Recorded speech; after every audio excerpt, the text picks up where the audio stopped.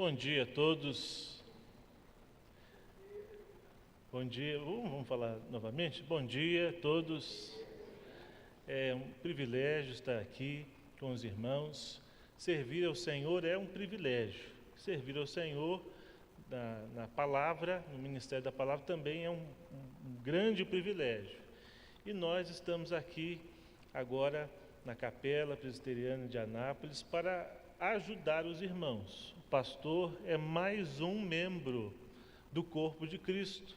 O pastor tem dons, assim como os irmãos têm dons, e assim o conselho, a junta diaconal, o pastor, todos nós vamos trabalhar para a glória de Deus. Então, esse é o nosso desejo, né, que esse período que o Senhor vai nos conceder aqui seja um período de bênção, de aprendizado e também de crescimento para a glória de Deus. Então, um novo ano começando, né? Um feliz ano novo para vocês, um ano novo de realizações para a glória de Deus. Algumas coisas que eu gostaria de falar, por exemplo, nós vamos começar com uma série de sermões expositivos. Então, começaremos, por exemplo, nesse domingo com as bem-aventuranças. Depois prosseguiremos em outras séries de sermões expositivos. Aconselhamento, o pastor realiza aconselhamento para casais, para adolescentes, jovens. Então, se você quiser se aconselhar, nós vamos marcar um horário específico, mas por enquanto você pode entrar em contato e a gente agenda aí nesse primeiro tempo de aprendizado, de adaptação, né? Então, irmãos, mais uma vez um privilégio estar aqui e nós vamos então abrir a palavra de Deus em Romanos capítulo 8. Nós vamos continuar aquele estudo que começamos da outra vez sobre a doutrina da graça na vida prática. Afinal de contas, crer nessas doutrinas faz o que de prático na nossa vida? Qual o resultado prático em crer nas doutrinas da graça? Abra sua Bíblia, Romanos 8. Vamos ler do versículo 31 ao 39.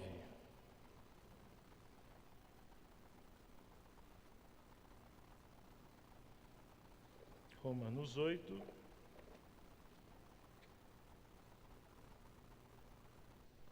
o 31 até o 39.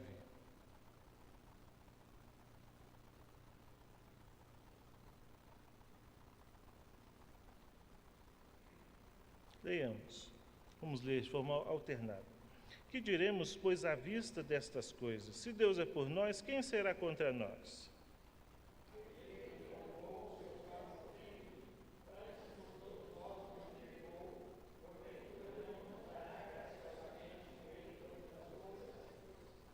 Quem intentará acusação contra os eleitos de Deus? É Deus quem os justifica.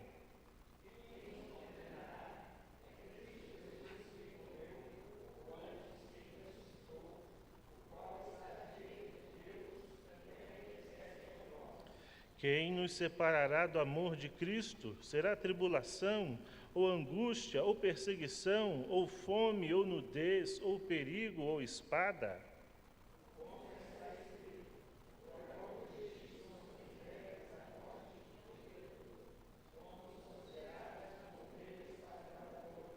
Em todas estas coisas, porém, somos mais que vencedores por meio daquele que nos amou.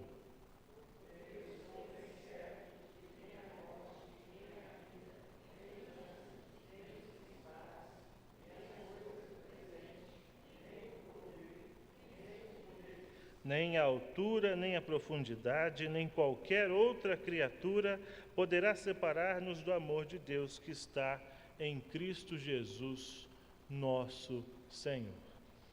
Então, meus irmãos, da última vez que nós estivemos aqui na escola dominical, nós falamos que a doutrina que nós seguimos na igreja presbiteriana é a doutrina reformada, que nada mais é a doutrina bíblica. Nós cremos que a Bíblia é a nossa única regra de fé e de prática. Isso significa que tudo o que nós fazemos é de acordo com a palavra de Deus. Qualquer orientação para a sua vida, por exemplo, com quem você vai se casar, qual profissão você pode seguir, como escolher bem e tomar decisões, a Bíblia traz princípios para tudo isso. Como crer em Deus, como conhecer a Deus, o que está após a morte, o que nos espera após a morte. Então a Bíblia é a nossa única regra de fé e prática. E eu sou reformado, e a Igreja Presbiteriana é reformada, porque crê na Bíblia. Então, quando nós falarmos de doutrina reformada, eu estou falando que é a mesma coisa que a doutrina bíblica, porque a reforma protestante recuperou a Bíblia, porque a Igreja Católica tinha se desviado, a Igreja Romana tinha se desviado do padrão da Palavra de Deus.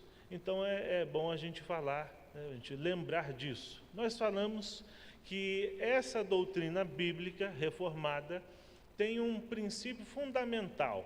Então, quem se lembra aí? Qual é a doutrina fundamental do sistema presbiteriano? Soberania de Deus. Muito bem. Então, é a base de tudo. Nós cremos num Deus soberano, num Deus que governa, dirige, sustenta, mantém todas as coisas. Tudo Ele fez e tudo Ele sustenta, e tudo Ele mantém. Sem Ele, nada pode existir, nem continuar a existir, porque tudo é dependente desse Deus. E esse é um Deus soberano. Então nós vimos isso. Nós vimos outro ponto essencial da doutrina reformada, que é a depravação humana.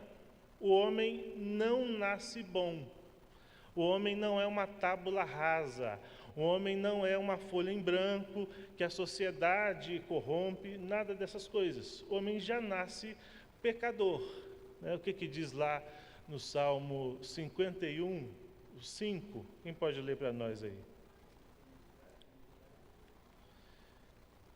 Quem achou pode ler aí para nós. Se souber de qual, pode falar também.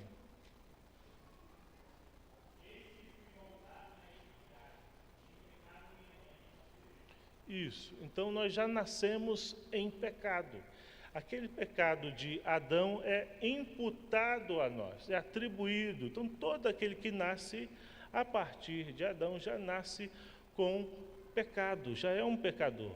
A sua natureza, a sua inclinação, na verdade, é pecaminosa. Então, sem a ação de Deus, sem que o Senhor molde, mude, transforme o coração, o homem não pode voltar para Deus. Então, esse Deus é um Deus missionário. Por isso, tudo que nós fazemos é cooperar com esse Deus. Ele nos usa para que a sua obra seja feita. Então, nós falamos sobre isso, falamos sobre a graça, porque a soma da soberania de Deus mais a depravação humana só pode incorrer na graça. Só a graça de Deus é o favor imerecido, impossível de ser retribuído. Só a graça de Deus pode alcançar o pecador que não merece a salvação. Então nós falamos isso da última vez.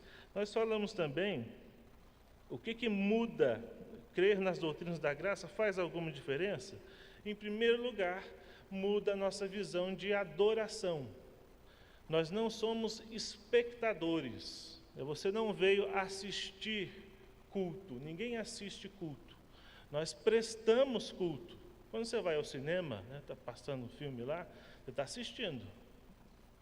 Você não pode interagir com o filme, Mas quando você vem à igreja no dia do Senhor, no dia da adoração, você está prestando culto. Então não presta culto quem apenas está aqui à frente. Presta culto todos que se assentam nesses bancos, que vieram adorar a Deus. Então, nós não somos espectadores, nós somos adoradores. Crer nesse Deus tão grande, tão poderoso, tão soberano, só nos leva à adoração. Vocês se lembram que Paulo, depois de expor a doutrina da eleição, ele irrompe em adoração, lá em Romanos 11, a profundidade da riqueza, da sabedoria, do conhecimento de Deus. Aí ele termina dizendo, porque dele, por meio dele, para ele são todas as coisas, a ele, pois a glória eternamente. Amém. Então, quanto mais você conhece sobre esse Deus maravilhoso, mais você se coloca de joelhos em adoração. Então, como é importante conhecer as doutrinas da palavra de Deus. Doutrina é a mesma coisa que ensinamento. Então, se alguém falar para você assim, não, mas esse negócio de doutrina, a gente não precisa estudar não, porque doutrina divide, teologia divide, não pense em doutrina. Essa pessoa está equivocada, porque doutrina é a mesma coisa que ensinamento, e a Bíblia é um livro de ensinamentos, né? Então, eu não posso ensinar a Bíblia sem ensinar doutrina, porque a Bíblia é uma doutrina, né? Então, o povo de Deus tem e precisa ter um alto apreço pela doutrina bíblica, pelo ensino da palavra de Deus. Então, falamos da adoração. Alguns pontos aqui, para nós lembrarmos, na Confissão de Fé, no capítulo 2, sobre o ser de Deus, diz assim: há somente um Deus, vivo e verdadeiro, o qual é infinito em seu ser e perfeição. Esse é o atributo da infinitude de Deus. Deus não está sujeito nem ao tempo, nem ao espaço. Nós podemos chamar também de imensidão. Então, pensemos no tamanho do nosso planeta, né? Enorme. Pensemos na Via Láctea, muito grande. Deus não está apenas no universo inteiro, mas Ele é muito maior. Então, Ele é imenso. Deus não pode ser contido. Isso é que ensina a imensidão de Deus. Deus é transcendente. Ele não tem limites. É por isso que Deus não tem um corpo físico, porque Ele é imenso, né? Ele não pode ser medido, mensurado. Então, esse é o atributo da imensidão de Deus. Ele não está circunscrito, ele não está limitado a um espaço físico. Ele está em todos os lugares, e ao mesmo tempo, ele enche tudo e todos. Ele é imenso, né? Então, esse é o nosso Deus. A imensidão é o atributo de Deus. Outro aqui, o Espírito puríssimo, invisível, sem corpo ou membros ou paixões, né? Então, o nosso Deus, Ele é infinito, não está sujeito nem ao espaço, nem ao tempo. Estou vendo aqui vários irmãos que já têm a cabeça branquinha, né? Os cabelos brancos, né? E eu estou chegando lá, né? Nem parece que eu tenho 35, eu estou chegando lá também, né? A gente olha no espelho e vai vendo a gente envelhecer, não é aquele vigor mais de antes, um ano passa, um ano vem, e aí o que está acontecendo com a gente? A gente está envelhecendo. Deus não é sujeito à viração de anos, não há tempo para Deus, né? Então, Ele é sempre o mesmo, ontem, hoje e amanhã.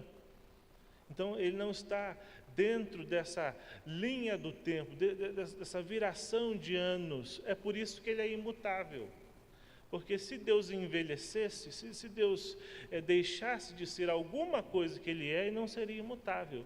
Então, Ele é imutável até com a questão temporal, né? Para Deus, o tempo, 1000 anos, para Deus é nada, porque Ele não está sujeito ao tempo.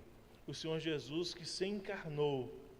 Então, nós temos Jesus que é 100% Deus e 100% homem. Por isso que Ele nasceu, né? Ele foi concebido, a Maria passou por todas as etapas da gestação. Jesus foi gerado no ventre da Virgem Maria. Ele não desceu como adulto já aos 33 anos, né? Ele cresceu, ele se desenvolveu, ele cresceu em sabedoria, ele cresceu em graça, ele cresceu em entendimento, né? E isso é por conta da natureza humana de Jesus. Por isso que ele é 100% Deus e 100% homem.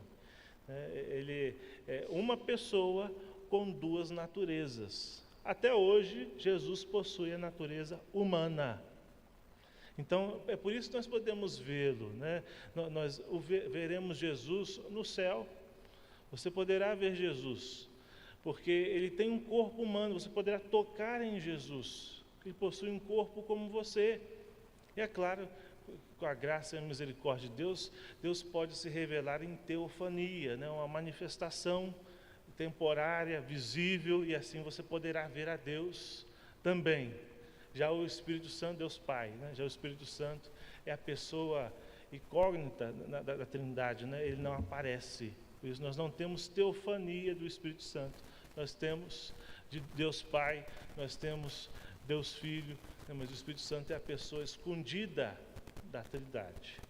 Então, até aqui, eu estou falando algumas coisas que nós falamos da última vez. Alguma dúvida, irmãos, sobre esse assunto? A escola dominical é bom porque vocês podem perguntar e eu posso responder na medida do possível. Alguém tem alguma dúvida, alguma contribuição? Já ouviram falar sobre isso? Sim, ok, tudo ok, certinho. Podemos prosseguir? Então, com relação à adoração, assim, ele é uma pessoa com duas naturezas. Ele permanece homem e permanecerá homem pelos séculos dos séculos. Então, quando ele entrou no céu com duas naturezas, quando ele entrou no céu, ele não deixou de ser homem, né?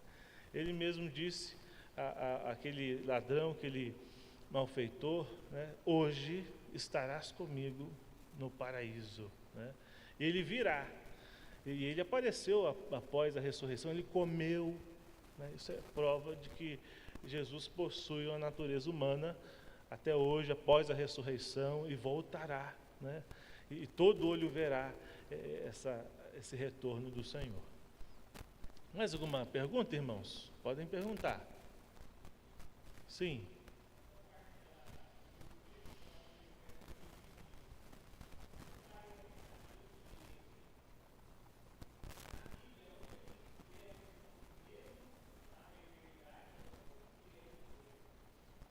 Ótimo.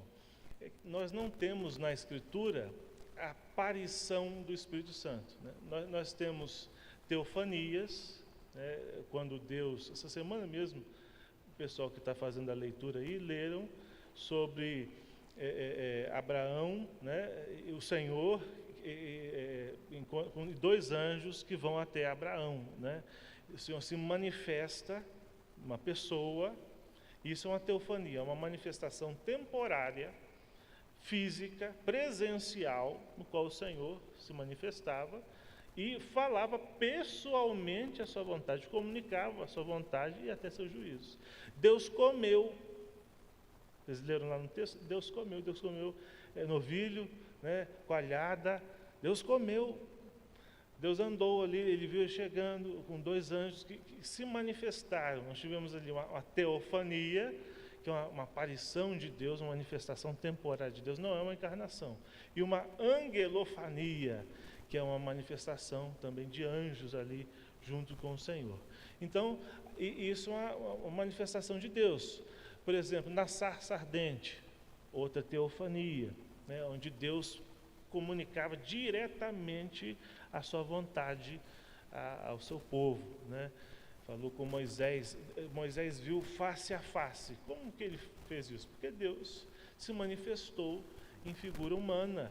Então, Moisés viu um homem, porque Deus se fez assim, se manifestou assim, para comunicar a sua vontade. Deus Pai. Jesus é a encarnação, né? Se encarnou.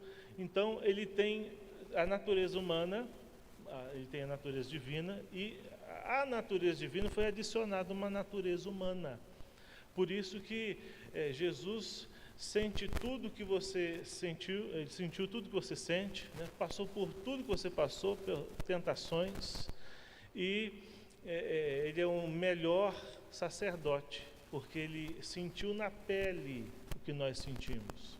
Você já foi traído alguma vez? Já foi acusado injustamente? Já falaram mal de você? Jesus também passou por tudo isso, né? E não pecou, e não pecou. Então, veja a teofania, né? A teofania no Deus Pai e a encarnação do Deus Filho. Então, nós temos um Deus Filho com duas naturezas para sempre, né? Isso vai continuar. Já o Espírito Santo, na Escritura, nunca se manifestou dessa forma, sempre através de outros, né? E concedeu dons, né? Como a figura da pomba, né? Como uma pomba descendo sobre Jesus ali. Então nós não temos uma manifestação do Espírito.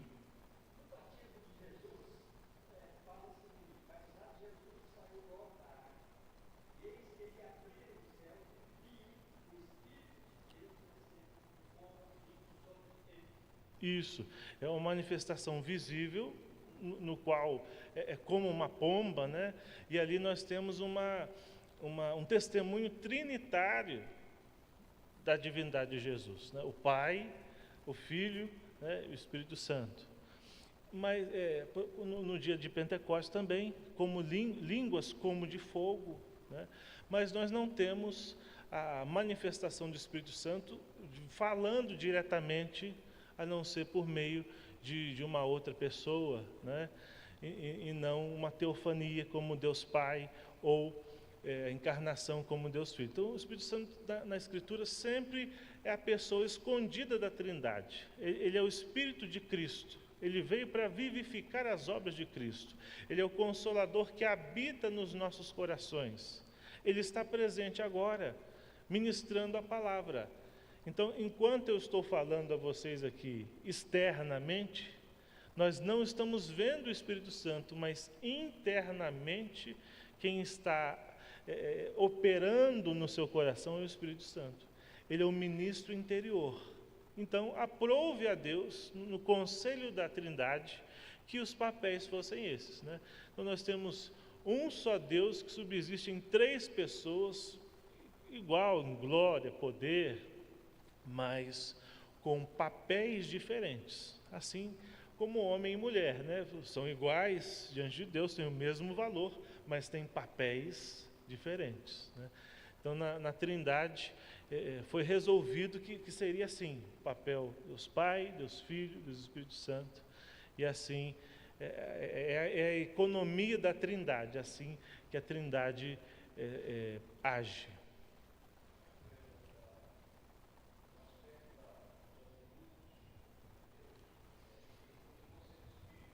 Uhum. Isso.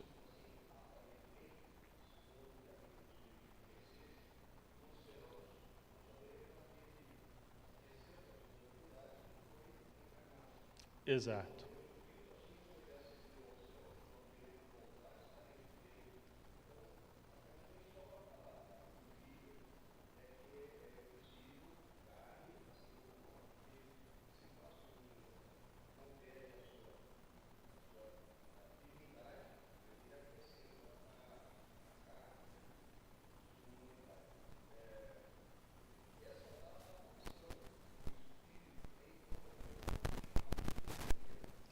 Então, é uma manifestação, né? Mas não é uma manifestação como de revelação de verdade, por exemplo. Você não vê ali o Espírito Santo falando, quem fala é Deus Pai, né? Então, numa teofania sempre há comunicação. Então, como não há uma comunicação ali, né, não é encaixado dentro desse termo teofania, mas é uma manifestação, né, visível do Espírito, e o Espírito sempre trabalha assim, internamente, né? É o Espírito da santificação. Santificação a gente não vê acontecendo, mas é o dia a dia, né? É o Espírito Santo trabalhando E a santificação é o lado visível da salvação, pelos sinais internos trabalhados pelo Espírito, externamente nós mostramos nas nossas atitudes, nas nossas palavras, nas nossas obras, né?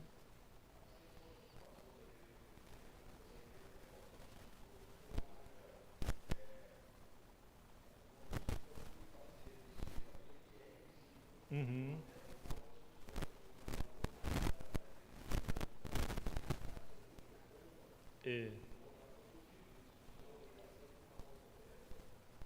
É porque nós temos um mandamento, né?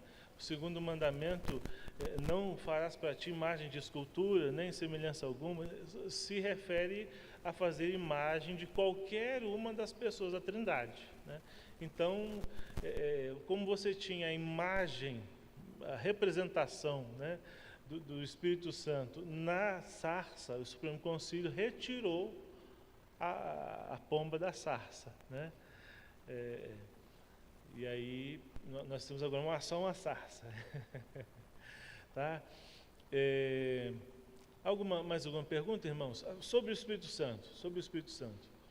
O Espírito Santo não aparece, né? Nós estamos falando sobre isso, porque ele trabalha internamente. É uma obra que ele opera nos corações, ele aplica a salvação, ele desvenda os nossos olhos para que nós contemplemos a lei de Deus, ele ilumina o nosso entendimento. Então, o Espírito Santo é aquele que nos ajuda a orar, né? Ele nos ajuda na nossa santificação, ele é quem traduz as nossas orações, ele melhora as nossas orações, ele leva as nossas orações a Deus, né? Intercede por nós, uns gemidos inexprimíveis. Então, o Espírito Santo não aparece, mas ele é presente.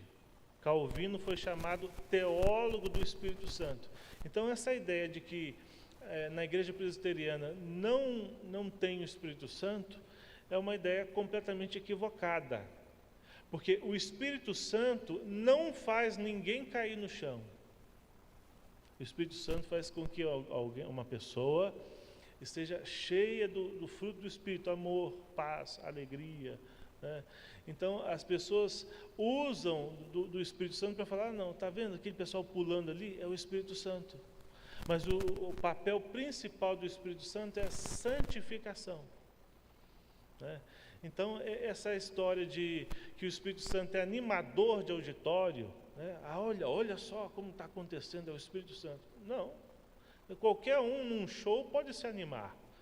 Qualquer um num show pode ir às lágrimas quando vê o seu ídolo ali, né? Aquela pessoa que está cantando, mas a operação interna do Espírito Santo traz mudança de vida. Então, um crente cheio do Espírito Santo é um crente cheio da palavra de Deus. A gente vê isso, por exemplo, abre aí sua Bíblia. Vamos sair um pouquinho do assunto, a gente volta, né? Abre aí sua Bíblia, Colossenses, capítulo 3.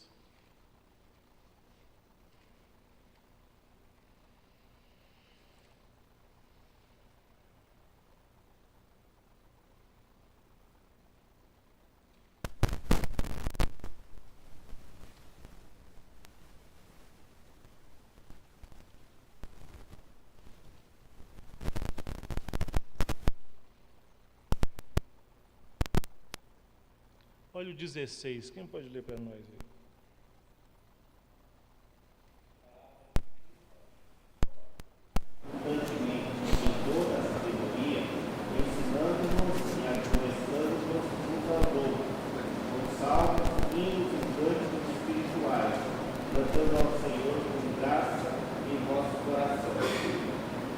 Então aí diz, habite ricamente em vós a palavra de Cristo.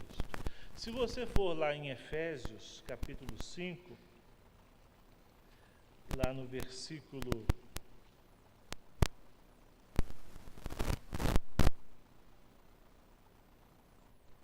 18, 19, o que diz aí?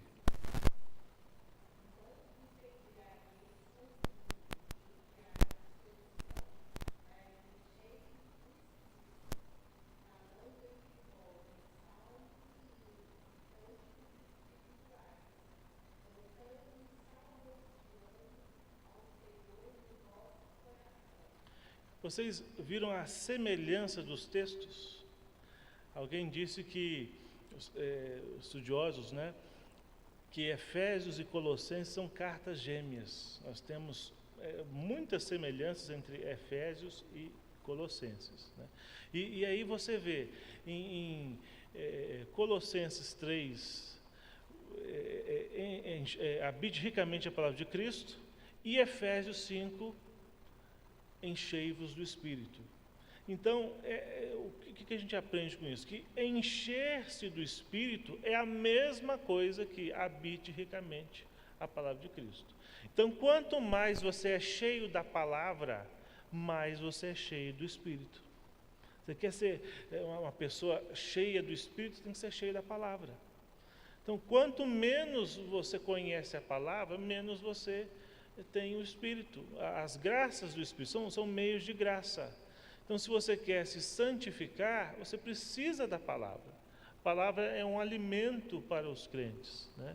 Então, quanto mais você se enche da palavra, mais você se enche do quê? Do Espírito.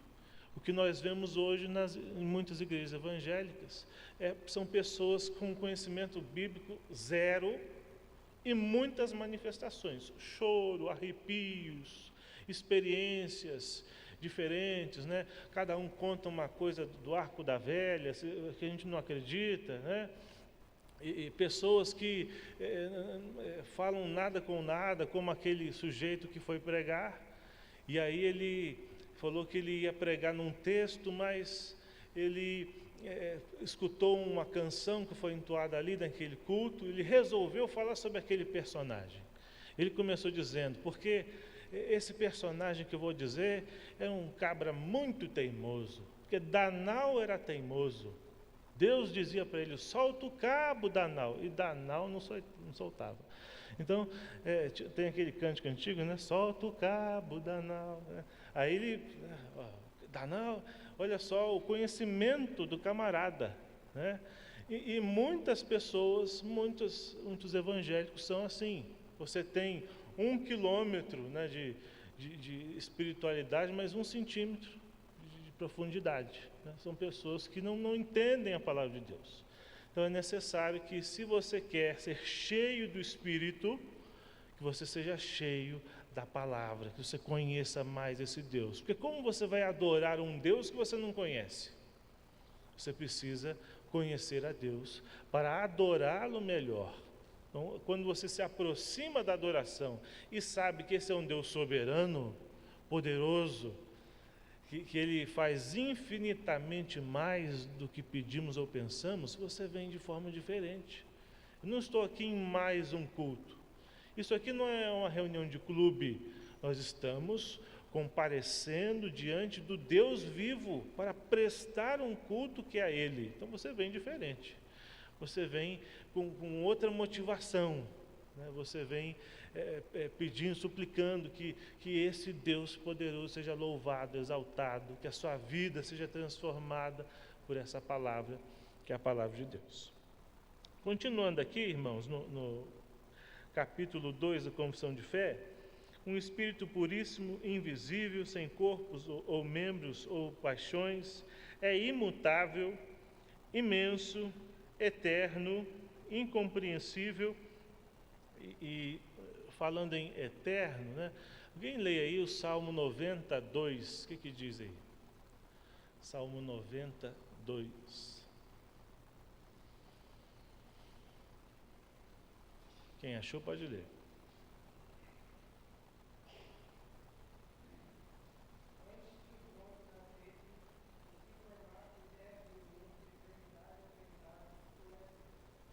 Aquela pergunta de criança, né?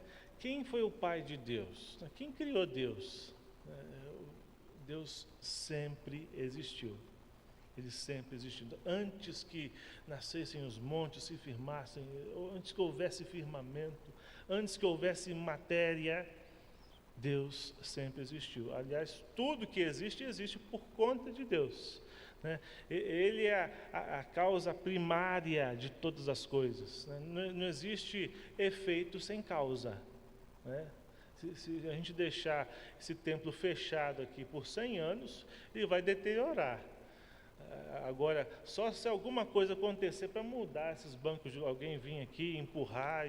Então, não existe nenhum efeito sem uma causa. E o nosso Deus aqui causou todas as coisas, Ele que sempre existiu. Ele não nos criou porque Ele estava solitário, né? Porque Deus é satisfeito nele mesmo. O que Deus não tem? O que vocês acham? O que Deus não tem? Há alguma coisa que Ele não tenha? Ele tem tudo. Tudo que existe de forma visível é de Deus. Então, se você tem um carro, esse carro é de quem? É de Deus. Se você tem uma casa, a casa é de quem? É de Deus. Tudo que o Neymar tem é de Deus, né? Porque, na verdade, tudo é de Deus. Todas as coisas visíveis e as coisas invisíveis pertencem a Deus. Então, os anjos, os demônios, até o diabo é diabo de Deus, porque ele não pode agir, né, sem a permissão do Senhor. Então, veja, irmãos, o que falta em Deus? Será que Ele nos criou porque Ele estava solitário? Né? E aí a gente vai com a nossa adoração e faz uma caríciazinha nele, assim, e ele fica feliz, né? Como se fosse um bichinho, né? O cachorrinho, a gente chega, ele está todo assim pulando, né? Então Deus não precisa, né? Ele não precisava nos criar, Ele nos criou para mostrar a sua glória. Nós até falamos da última vez, vamos ver se vocês se lembram. Qual é o fim principal do homem? Isso. E qual é o fim principal de Deus? Ser glorificado, glorificar a si mesmo. Então, não existe nada em Deus que Ele não tenha. Ele possui todas as coisas, né? Então, nossa adoração não acrescenta a glória de Deus. Nós apenas reconhecemos essa glória. Então, quanto mais nós tomamos conhecimento pela palavra de quem Ele é melhor glorificado por nós, né? Então, nós não estamos acrescentando a Deus, porque se eu puder acrescentar a Deus, Ele não é mais imutável. Se eu puder acrescentar alguma coisa a Deus que Ele não tenha, Ele não é mais perfeito. E a gente às vezes usa a palavra perfeito para tudo, né? Isso aqui foi um gol perfeito. Mas não existe gol perfeito, foi um gol muito bom, né? Porque perfeito mesmo só Deus, eterno mesmo só Deus. Então existem atributos que são só de Deus. Ele é o único, Ele é diferente de todos, porque Ele é Deus. Então essa noção da soberania de Deus nos leva a ter uma outra atitude com relação a todas as coisas da nossa vida. Mais alguma dúvida, irmãos? Eu gosto de trabalhar na escola dominical conversando, né, ouvindo se os irmãos têm alguma dúvida, e aí a gente vai prosseguindo. Até aí tudo... Sim.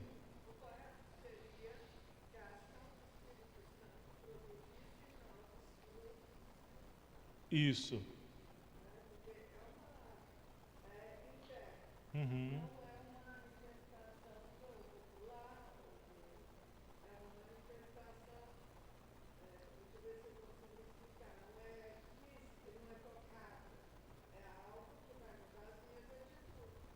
E uma coisa importante, não quer dizer que não existam emoções verdadeiras, né? Então, por exemplo, eu posso ser tocado pela palavra de tal forma que eu chore, uma ação do Espírito Santo, né? Mas se eu estou aqui à frente e começo a incentivar vocês a chorarem, só incentivar, né? Você não está sentindo aí? Não, meu irmão, chora também. Quer dizer, eu estou forçando você a uma atitude que isso não é verdade, né? Cadê a alegria, irmão? Vamos ficar alegre. Vira para o irmão que está do seu lado e diz assim: você é lindo. Isso não produz nada, né? Isso aí é animação de auditório. Nós não estamos num programa de auditório, nós estamos num culto ao Deus soberano. Então, eu não sou aqui um animador. O pastor não pode ser um animador, o pastor tem que ser um instrutor, né? Os presbíteros também, e a igreja caminha nessa instrução para a glória de Deus. Nós conduzimos a adoração. Quem está à frente, dirigindo a liturgia, está conduzindo a adoração de toda a igreja que está adorando. Então, essa noção de que a adoração a Deus é uma coisa pessoal, intransferível, é importante, né? Então, quando você vem adorar a Deus. Você vem louvar ao Senhor. A sua adoração pessoal é importante. E outra coisa, quando o culto termina, o culto continua. Né? Como assim? Né? O culto público, nós temos o culto público, nós temos o culto doméstico, nós temos o culto particular e nós temos o culto da vida. Porque quando acaba o culto público, a gente não deixa de cultuar a Deus. O que diz 1 Coríntios 10, 31 aí? Quem pode ler para nós?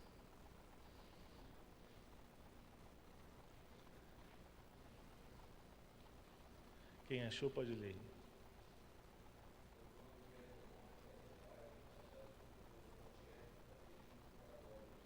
Fazei tudo para a glória de Deus. John Piper tem um artigo muito interessante sobre como beber suco para a glória de Deus. Interessante, né? É tudo que a gente faz, comer, beber, se vestir, né? Tudo é para a glória de Deus. Então, porque quando termina o culto, a adoração continua. Deus não está só aqui, Deus está em todos os lugares. Então, o culto público é o resultado do culto da semana. O culto público é o ápice da semana, porque é o que você vem oferecer. Você vem e diz assim: vem o Senhor, como naquele cântico, minha vida oferecer, né? Como uma oferta, né? Então está certo, você vive o culto da semana e assim entrega o culto público, né? Com a sua vida, com o que você fez. É por isso que essa noção de que nós adoramos a Deus o tempo todo, e tudo que nós fazemos é para a glória de Deus, nos faz ter atitude diferente. Um descrente tem menos freio que nós, né? Porque nós somos pecadores como os descrentes. Só que nós temos a noção de que Deus está ali. Então, aqui eu estou sozinho, eu posso pecar. Eu estou sozinho nesse quarto. Ninguém está me vendo. Deus está lá. Ah, não, mas esse direct aqui é privado. Eu estou falando no privado. Ninguém está lendo a minha conversa. Mas Deus sabe até a intenção do seu coração, né? Até comecei amizade com não sei quem. Deus sabe por quê. Deus sabe por que você deu like naquela foto. Deus sabe por que você fez aquele comentário. Então, saber disso deve nos levar a atitudes diferentes. Porque eu sei que o meu Deus está presente em todos os lugares. E Ele é onisciente, né? Onipresente. Certo? Continuando aqui, irmãos.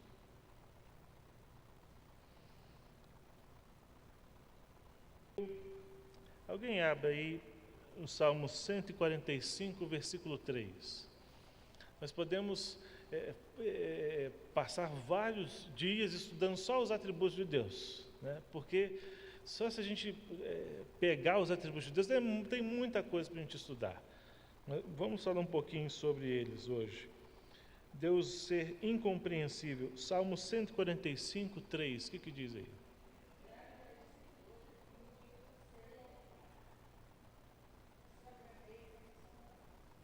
A sua grandeza é insondável, né? Então, ele é incompreensível em que sentido? Eu só posso entender sobre Deus naquilo que Ele se revelou. Então, se eu perguntar para vocês, por exemplo, o que é teologia?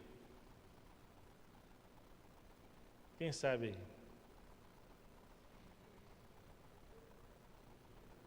Estudo de Deus. Geralmente a pessoa vai dizer, né? Estudo de Deus. Mas eu digo para vocês que não é estudo de Deus. Não é estudo de Deus. Sabe por que teologia não é estudo de Deus? Porque Deus não é o objeto de estudo. Qual é o objeto de estudo na teologia? A revelação. Então, o que nós estudamos é a revelação que Deus faz de si mesmo. Porque se eu chego, nosso irmão Hamilton, né, assim, olha, Hamilton, eu tenho aqui um pedacinho, um tubo de ensaio, é Deus. Eu virei Deus. Porque se eu posso ter Deus como um objeto de estudo, né, eu me tornei Deus. Não é possível. Deus é incompreensível, Ele é ilimitado. Então, o que eu posso estudar sobre Deus é a revelação que Ele fez dele mesmo. Então, teologia é o estudo da revelação que Deus fez de si mesmo. Porque Deus não é objeto, Deus não pode ser medido, né? A sua grandeza é insondável. Grande é o Senhor. Como é que eu posso estudar Deus? Eu não estudo Deus, eu estudo a sua revelação. Eu estudo o que ele mesmo se revelou, porque a gente não entende. Por exemplo, Trindade, há um só Deus que subsiste em 3 pessoas. Nós cremos porque está escrito, mas não dá para entender, né? Não dá para a gente conceber como é que Deus fez todas as coisas. Eu não sei, né? Então eu só posso afirmar aquilo que Ele colocou na revelação, na sua revelação. Não posso afirmar coisas que não estão na Bíblia, só aquilo que eu posso provar na palavra de Deus. Por isso que a gente diz que a Bíblia é a nossa única regra de fé e de prática. Então, para tudo, eu consulto as Escrituras. Se eu tenho alguma dúvida, consulto as Escrituras, né? Vocês entenderam essa questão? Então, o que é teologia mesmo? Isso, vamos falar? Teologia é o estudo da revelação que Deus faz de si mesmo. Vamos falar de novo? Teologia é o estudo da revelação que Deus faz de si mesmo. E qual que é a revelação de Deus mesmo? A Bíblia, né? Então, como é que está o seu andamento na leitura bíblica? Você está meditando nas Escrituras? Você está lendo as Escrituras? Você está se deleitando em conhecer a Deus? Você precisa disso. É um alimento para a sua vida. Ler a Bíblia não é coisa só de adulto, não, né? Os nossos filhos já leem a Bíblia. Demétrios leu Provérbios todinho. E a gente fala, olha, Demétrios, lembra de Provérbios? Você leu? Né? Então, estudo da Bíblia é para todos, para adolescentes, é para crianças, né? É para todos, porque a Bíblia ensina do berçário à universidade, né? Todos aprendem com a Bíblia, mesmo aqueles que já estudaram muito a Bíblia, aprendem muito com a Bíblia, né? Então, uma vez, o reverendo Ludigero foi secretário executivo da IPB por mais de 8 anos, também tem mestrado, doutorado. Aí perguntaram para ele assim: reverendo, quantos por cento o senhor acha que o senhor conhece da Bíblia? 50, 70? Perguntaram assim. Ele falou assim: se eu conhecer uns 5%, eu acho que é muito. Que isso, pastor? Mas o senhor é um pastor estudado, a palavra de Deus é maravilhosa, né? Então, quanto mais eu conheço a doutrina, a Bíblia, a teologia, mais eu vejo que eu não sei nada. Como eu preciso conhecer? Como eu preciso saber mais? Como eu preciso compreender mais? Como eu preciso me deleitar mais nisso, né? Então, é um recurso inesgotável. Uma vida inteira não é suficiente para conhecer toda a palavra de Deus. Então, o nosso prazer deve estar na lei do Senhor. Deus é incompreensível, onipotente. Alguém sabe o que é isso? O que é isso? Ele pode todas as coisas. Agora vamos numa pegadinha aqui. Deus poderia criar uma pedra tão grande que ele não pudesse mover? O que vocês acham? O que vocês acham? Ele não pode todas as coisas? E aí? Por que Deus não poderia criar uma pedra tão grande que ele não pudesse mover? Vocês sabem por quê? Porque ele não age contra a sua natureza. Né? Então, por exemplo, há coisas que Deus não pode. Deus não pode pecar. Deus não pode mentir. Né? Tem coisas que Deus não pode. Ele não pode agir contra si mesmo. Né? Então, é por isso que é a resposta. Você poderia criar, não, mas ele é todo poderoso. Mas ele não age, não agiria contra a sua natureza. É por isso que ele não pode mudar. Que bênção! Os crentes que creem na doutrina da graça têm certeza da salvação.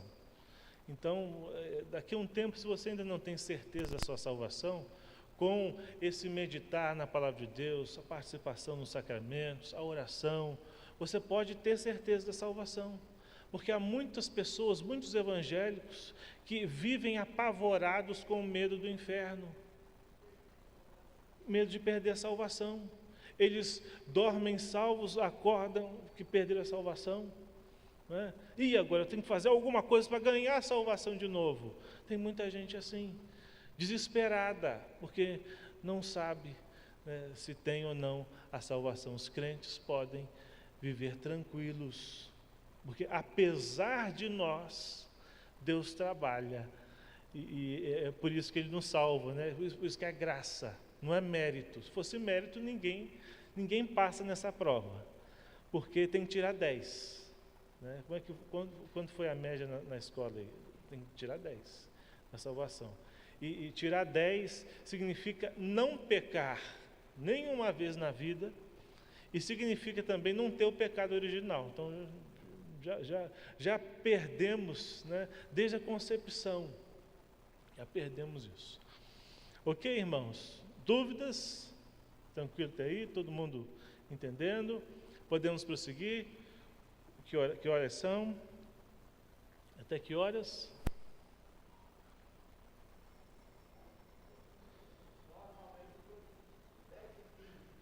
10h15, né? A gente pode passar um pouquinho, né? Ok, irmãos? Vamos continuar. Onipotente, onisciente, santíssimo, completamente livre, absoluto, fazendo tudo para a sua própria glória e segundo o conselho da sua própria vontade, que é reta e imutável, é cheio de amor, é gracioso, é misericordioso, longânimo, muito bondoso e verdadeiro, que perdoa a iniquidade, a transgressão e o pecado, galardoador dos que diligentemente o buscam, e contudo justíssimo e terrível em seus juízos, pois odeia todo o pecado, de modo algum terá por inocente o culpado. Então nós falamos sobre essa questão da adoração, né? Você é um adorador. Então, quanto mais você conhece sobre esse Deus, melhor você adora, melhor você vive. Então, não é algo teórico. Tem gente que fala assim, doutrina e prática, como se fossem coisas distintas, né? Mas doutrina é vida, porque se você realmente aprendeu, você vive. Se você conheceu, mas não vive, você não aprendeu. Né? Então, aquilo que nos faz viver é aquilo que nós aprendemos. Você quer orar melhor? Leia a Bíblia. Você quer ser um melhor adorador? Leia a Bíblia. Né? Medite nas Escrituras, viva para o Senhor. Então, assim, você vai conhecer melhor a Deus. Orientação. Com quem vou me casar? Onde vou viver? Onde vou trabalhar? Onde vou estudar? Faço essa viagem? Devo comprar esse carro? Isso você não tem versículos específicos, né? Não está escrito assim, Ruda, faça isso, né? Tome essa decisão. Não está escrito explicitamente. Mas nós temos princípios. Nós falamos isso da última vez, eu acho também. Com quem vou me casar? Não é? Vamos voltar nesse tema. A Bíblia, por exemplo, não fala de namoro. Alguém acha aí na Bíblia alguma coisa que fala de namoro? Não tem. Então, essa história de você namorar, né, conhecer a pessoa fisicamente, a Bíblia chama de fornicação, de prostituição, de impureza e de lascívia. Que nós só temos, com relação ao homem e mulher, nós só temos dois relacionamentos, né, ou três: né?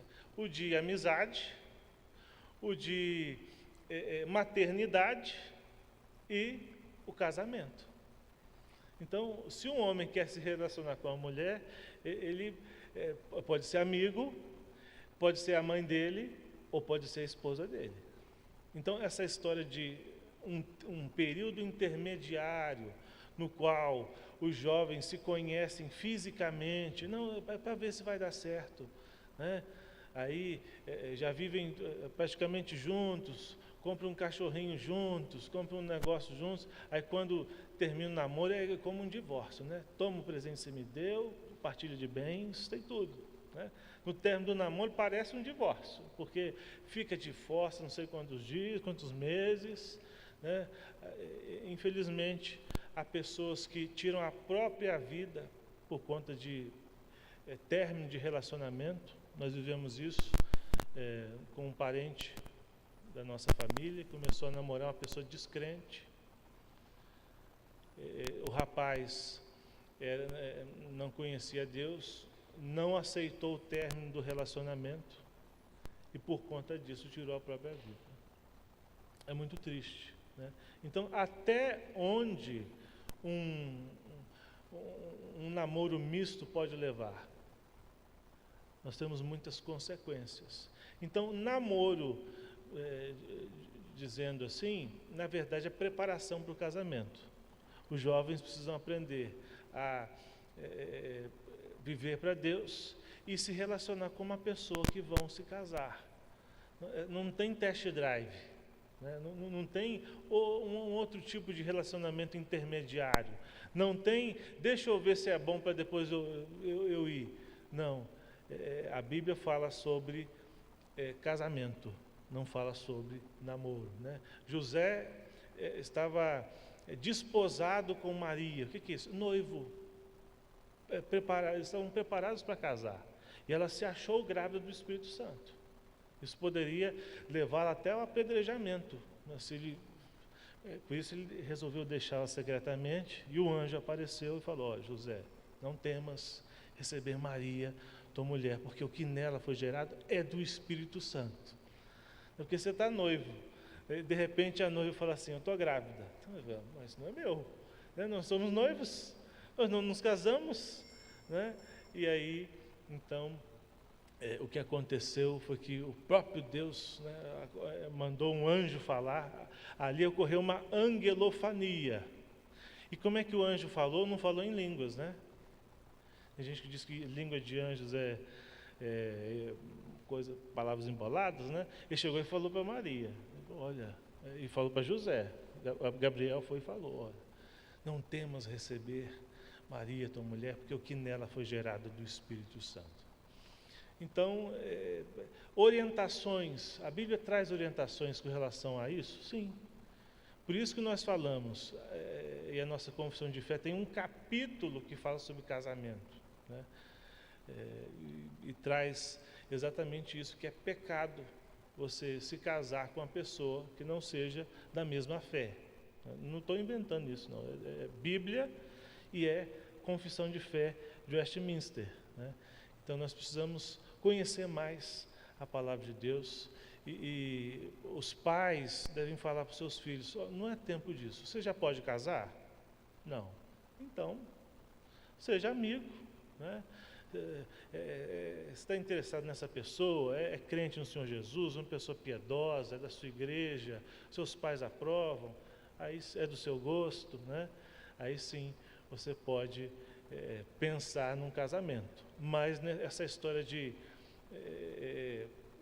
adolescente começa a namorar com 12 anos e vai namorando, depois não casa, né? Isso é um pecado, e a Bíblia chama de prostituição, chama de impureza, chama de lascívia, chama de outras coisas. Alguma dúvida?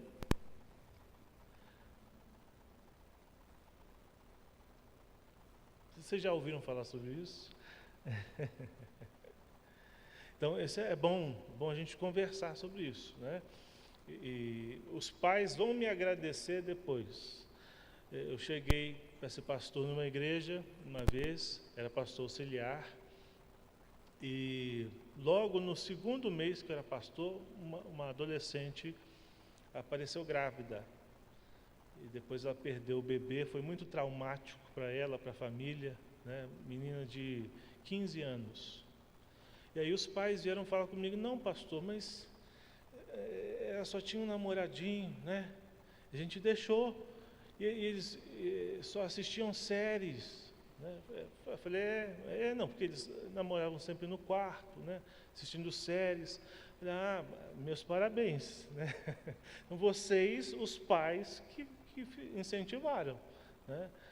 Que isso acontecesse. Então, os pais são guardiões dos filhos. Vocês precisam zelar pela vida dos seus filhos.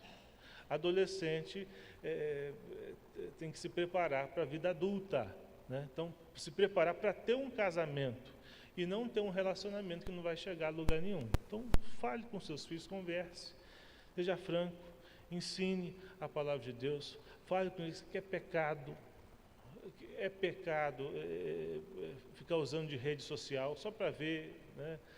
Se tem uma pessoa que fica se mostrando na rede social, fala para essa pessoa, olha, não é para mostrar, né? O que é para mostrar é para o seu marido, para a sua esposa, né? Então, mas é muito bonita, pastor, eu estou seguindo uma menina, ela é muito bonita e tal, muito cuidado com isso, com a aparência do mal. A Bíblia fala dessas coisas. Com relação a trabalho, você pode trabalhar em todo trabalho lícito, né? Então, tudo que for lícito, você pode fazer. O que for ilícito, né, não dá. Então, a Bíblia traz orientações com relação a várias áreas da vida. Eu vou fazer essa viagem ou não vou? Você utiliza de princípios para saber se é viável, se para minha família dá, se está dentro do meu orçamento e tudo mais, e assim você toma uma decisão sábia de acordo com os princípios da palavra de Deus. Então a Bíblia traz conselhos para tudo, por isso que é o manual do conselheiro. A gente tem tudo que precisa, e eu ofereci aqui pela manhã e ofereço para os irmãos, quem quiser conversar com o pastor, estou às ordens, né? Para que você possa conversar comigo, a hora que você quiser, né? A gente marca aí durante a semana, um dia, casais, ou você mesmo, né? Só entrar em contato, porque nós falamos da palavra de Deus, né? É um consultório, o pastor tem um consultório, o gabinete do pastor é um consultório também, e nesse consultório nós aconselhamos as pessoas pela Bíblia. Se você, minha irmã, quiser falar coisas referentes, mas não tem vergonha de falar com o pastor, eu ofereço a minha esposa, Carmen, está disposta a conversar com as irmãs também, né? Ela também foi treinada, fez o CPO lá no IBEL, tem a formação também de conselheira bíblica e pode te ajudar. É claro que o tempo dela é diferente do meu, porque ela é gerente da nossa indústria de crianças, né? Então ela faz parte dessa área muito importante, em tempo integral, então ela tem um tempo mais limitado que o meu em relação ao aconselhamento, mas ela pode sim ajudar irmãs que quiserem conversar, tá? Então, termino esse estudo de hoje. Não andamos muito da outra vez, né? Mas na semana que vem a gente continua falando.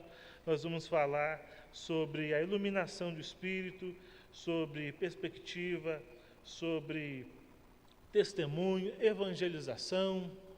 Afinal de contas, se Deus é soberano, por que eu devo evangelizar? Então, semana que vem, nós vamos falar sobre isso. Mais alguma dúvida? Alguém gostaria de falar alguma coisa? Não? Então vamos orar, vamos ficar de pé, agradecer a Deus pelo estudo.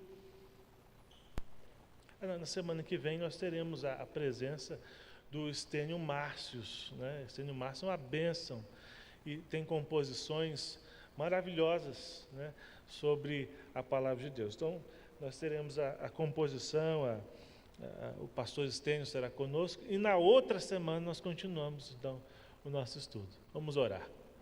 Graças te damos, ó Deus, pela tua palavra, que é viva, que é eficaz, e que por meio do teu Santo Espírito, que ministra nos nossos corações, o Senhor transforma a nossa vida.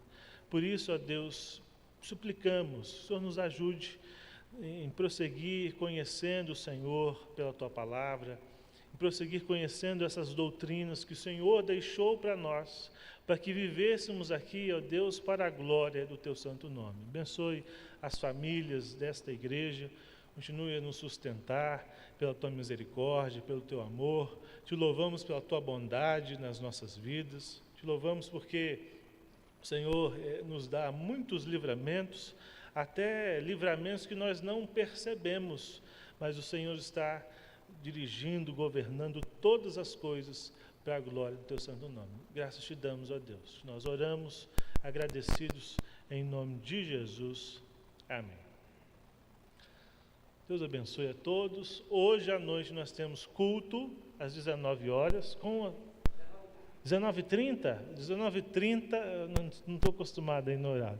19h30 com ministração da Santa Ceia. Então, eu espero ver todos os irmãos e convide outros que não vieram, tá?